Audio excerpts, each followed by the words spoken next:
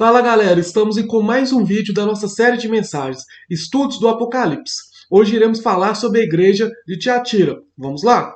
Então a igreja de Tiatira está lá em Apocalipse 2, verso 18 ao 29. Então, fazendo novamente aquela divisão que a gente está fazendo já tem 4 semanas. Então, Jesus primeiro se apresenta à igreja. Ao anjo da igreja em Tiatira, escreva. Depois ele vai retratar um título, um aspecto seu. Essas são as palavras do Filho de Deus, cujos olhos são como chama de fogo e os pés como bronze reluzente. Depois Jesus traz o elogio ali para a igreja. Conheça suas obras, o seu amor, a sua fé, o seu serviço e a sua perseverança. E sei que vocês estão fazendo mais agora do que lá no princípio. Agora Jesus vai trazer a condenação ou crítica ali para a igreja. No entanto, contra você tenho isto: você tolera Jezabel, aquela mulher que se diz profetiza. Com seus ensinos, ela induz aos meus servos a imoralidade sexual e a comerem alimentos sacrificados aos ídolos. Dei-lhe tempo para que se arrependesse de sua imoralidade sexual, mas ela não quer se arrepender. Por isso, vou fazê-la adoecer e trarei grande sofrimento aos que cometem adultério com ela, a não ser que se arrependam das obras que ela pratica. Eu matarei os filhos dessa mulher. Então todas as igrejas saberão que eu sou aquele que sonda mentes e corações, e retribuirei a cada um de vocês de acordo com as suas obras. Aí, por fim, Jesus vai trazer a correção ou a instrução para aquela igreja. Ele vai dizer assim: aos demais que estão em Tiatira, a vocês que não seguem a doutrina dela e não aprenderam, como eles dizem, os profundos segredos de Satanás, digo: não porei outra carga sobre vocês. Então somente apegue-se com firmeza ao que vocês têm, até que eu venha. E Jesus ele vai terminando com a demonstração e depois a promessa para cada igreja. Lembrando que a demonstração é igual para todas as igrejas. Então aquele que tem ouvidos, ouça o que o Espírito diz à igreja, e aquele que vencer e fizer a minha vontade, até o fim, darei autoridade sobre as nações. Ele as governará com cetro de ferro e as despedaçará como a um vaso de barro. Eu lhe darei a mesma autoridade que recebi do meu Pai. Também lhe darei a estrela da manhã. Então a gente viu aí que a carta, se a gente for comparar o texto, os versículos usados para a carta à igreja de Tiatira, ela é a maior de todas. Ela é maior que a de Éfeso, é maior que a de Esmina, de Pérgamo, que a gente já estudou, e é maior que a de Sardes, Filadélfia e Laodiceia, que ainda iremos estudar. É a maior carta em questão de conteúdo, mas não quer dizer que Tiatira era a cidade mais importante porque ela recebeu a maior carta. Não. Tiatira, muito pelo contrário, ela não era nenhum centro político ou religioso importante. Ela não tinha esse centro político e religioso importante como outras cidades que já estudamos. A importância de Tiatira era muito comercial. Ela ficava num caminho por onde viajava o correio imperial. Então as tropas imperiais, os correios imperiais, onde chegavam cartas ali para o imperador em Roma, ela passava muito ali pela cidade de Tiatira. Então a importância dela era comercial, porque uma vez que soldados romanos ou pessoas ali mensageiros romanos que passavam ali pela cidade de Tiatira, quando eles passavam em Tiatira, normalmente eles paravam, eles compravam alguma coisa, compravam algum alimento, se alimentavam. Então era uma rota ali comercial, justamente porque eles passavam ali muito em Tiatira até chegar em Roma. Tiatira era também sede de vários grêmios importantes, né? Então, um dos grêmios importantes ali de Tiatira havia ali venda de lã, de couro, de linho, de bronze, de tintureiros, de alfaiates e de vendedores de púrpura.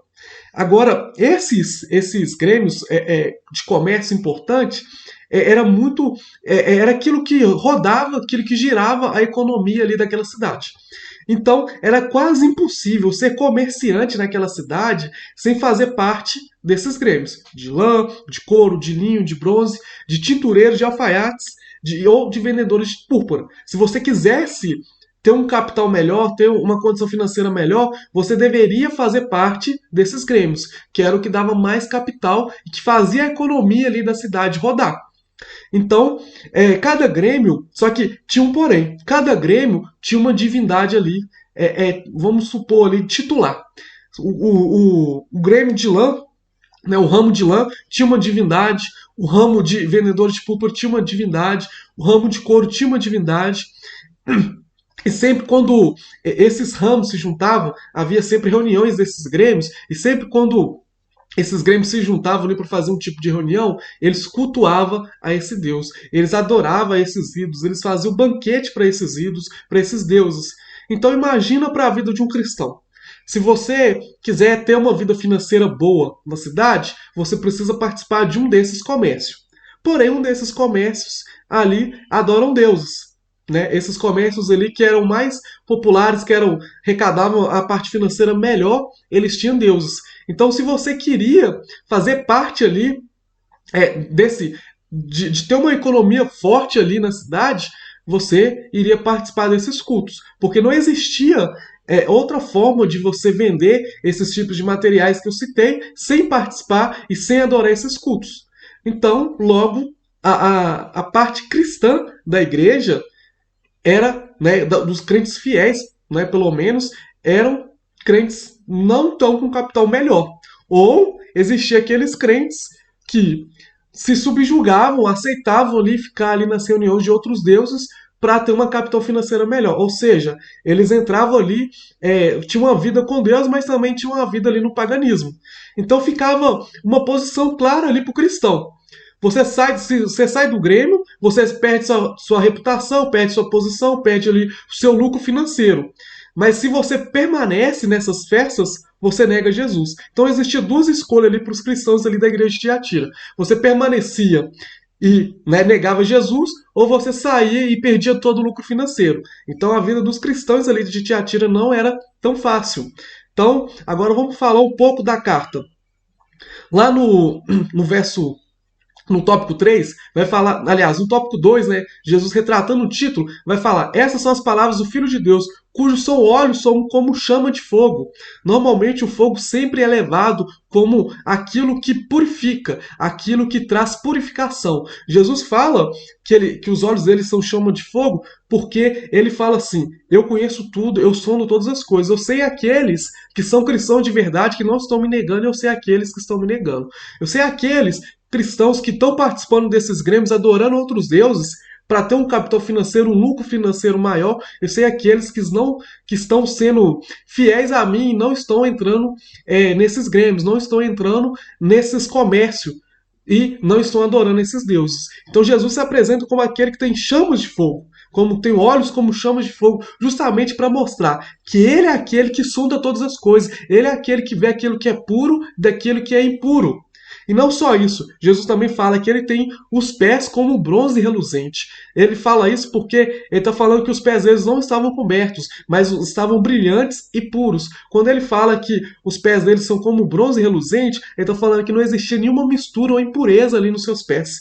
Então, muito ao contrário de alguns cristãos daquela cidade que estavam se deixando contaminar com as coisas impuras daquele mundo, Jesus está falando: em mim não há impureza. Aí depois Jesus ele começa a falar sobre o elogio da igreja. Eu conheço as suas obras, o seu amor, a sua fé, o seu serviço e a sua perseverança. Sei que você está fazendo mais agora do que no princípio. Era uma igreja até boa. Né? Em sua maioria era uma igreja que tinha obras, tinha amor, tinha perseverança, estava fazendo mais agora, né, do que quando eles começaram. Porém, ao mesmo tempo, Jesus traz uma condenação para a igreja. Ele fala: no entanto, contra você tenho isso, você tolera Jezabel. Jezabel, que não aquela profetisa que foi mulher do rei Acabe, quando a gente estuda lá os reis de Israel. Não, não é essa mulher, mas é aquilo que ela representava. Jezabel, para um povo israelita, era uma mulher má, era uma mulher vil, porque ela trazia os ensinamentos ali para a nação de Israel sobre o paganismo. Ela trouxe muitos deuses pagãos ali para o povo de Israel. Então, quando Jesus fala que você tolera Jezabel, ele está falando assim: você está tolerando as mesmas doutrinas da Jezabel, ou seja, você está tolerando o paganismo na igreja. Você está tolerando os maus ensinos que ela trazia ali para o povo de Israel. Ou seja, a igreja estava deixando que o paganismo tomasse conta ali do seu local. Isso não devia ser feito, não devia ser aceito, né? E Jesus ele continua, com seus ensinos ela induz os meus servos à imoralidade sexual e a comer alimento sacrificado aos ídolos, né? Principalmente nesses grêmios que eu falei. Jesus continua, dele tempo para que se arrependesse de sua imoralidade sexual, mas ela não quer se arrepender. Por isso vou fazê-la adoecer e trarei grande sofrimento aos que cometeram adultério com ela. E a não ser que se arrependa das obras que ela pratica, matarei os filhos dessa mulher. Então todas as igrejas saberão que eu sou aquele que sonda mentes e corações e retribuirei a cada um de vocês de acordo com as suas obras. Então Jesus ele está novamente falando assim, eu sou aquele que sonda os corações, eu sou aquele que tem os olhos como chama de fogo. Eu sei quem é fiel, eu sei quem não é fiel.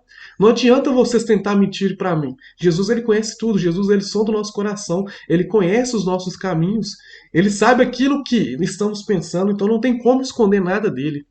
E aí Jesus ele começa a trazer a correção, a instrução para que a igreja mude ali o seu caminho.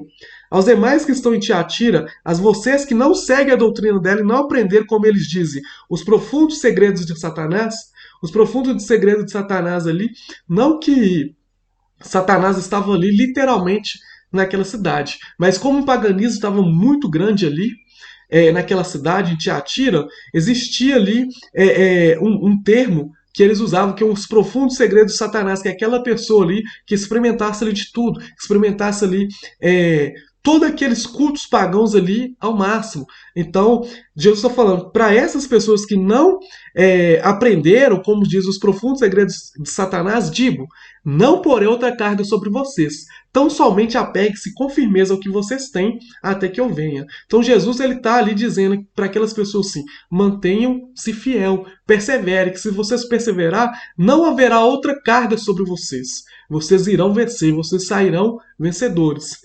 Jesus no caminho final ali da sua carta, ele vai dizer, aquele que tem ouvidos, ouça o que o Espírito diz à igreja, aquele que vencer e fizer a minha vontade, até o fim, darei autoridade sobre as nações. Ele a governará com o cetro de ferro e as despedaçará como um vaso de barro. Eu lhe darei a mesma autoridade que recebi de meu Pai e também lhe darei a estrela da manhã.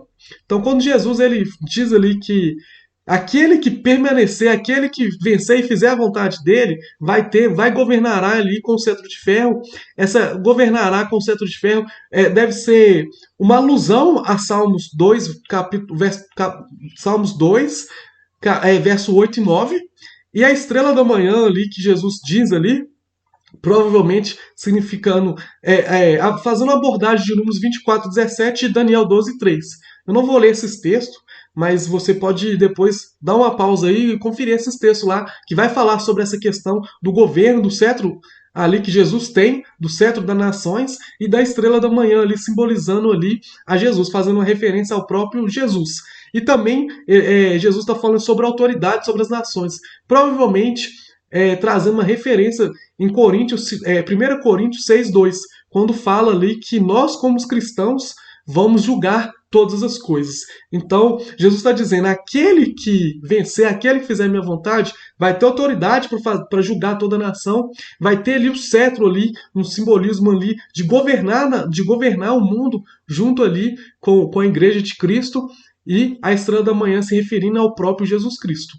Né? Então, essa é a explicação da igreja de Tiatira, uma das maiores cartas que Jesus disse, né? Esse sinal aí de perseverança, de não contaminar com as coisas do mundo, de não contaminar com o paganismo que estava ali tão grande, e talvez essa carta serve muito para os nossos dias, né? Porque o paganismo muitas vezes também está dentro das nossas igrejas hoje. E Jesus está deixando para a gente um recado: não se contamine, mantenha-se puro, não se deixe que essas impurezas das coisas do mundo venham contaminar a igreja do Senhor. E agora eu quero terminar para vocês com duas imagens, né? Com duas fotos da cidade de Tiatira hoje. Como vocês podem ver, a cidade só permanece ruínas, né? Muitas vezes visitados ali por arqueólogos, por visitantes ali que querem conhecer um pouco mais ali da cidade, e essas ruínas estão ali no território ali onde hoje pertence à Turquia. Então a cidade de Tiatira também é uma das cidades que não existe mais, hoje a gente só encontra ali ruínas. Amém? Espero que tenha ficado claro, espero que você tenha gostado. Se você gostou, deixe um like, se inscreva em nosso canal e siga também as nossas redes sociais. Que Deus abençoe e te espero na próxima semana.